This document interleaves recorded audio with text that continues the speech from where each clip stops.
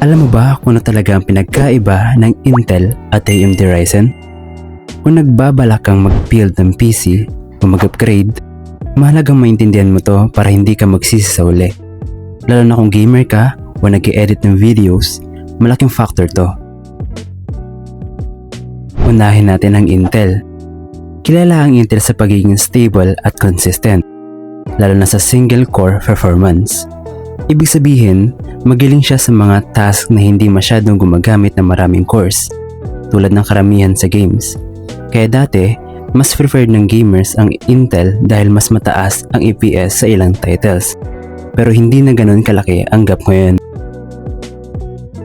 Ngayon naman, pag-usapan natin ang AMD Ryzen.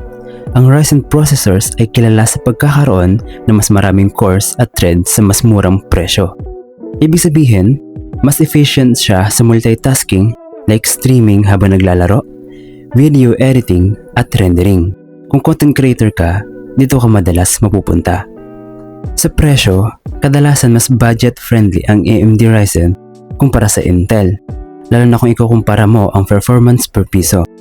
Pero sa power efficiency at newer features, minsan bumabawi ang Intel, lalo na sa newer generation nila. Pagdating sa upgrade path, AMD Ryzen dati ang mas flexible dahil sa compatible ang maraming CPU sa isang motherboard socket.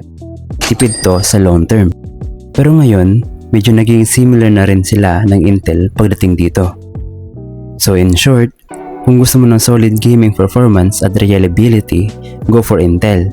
Kung gusto mo ng mas maraming cores, mas sulit na presyo at better multitasking, go for AMD Ryzen. Disclaimer lang, depende pa rin ang performance sa specific model ng processor, hindi lang sa brand.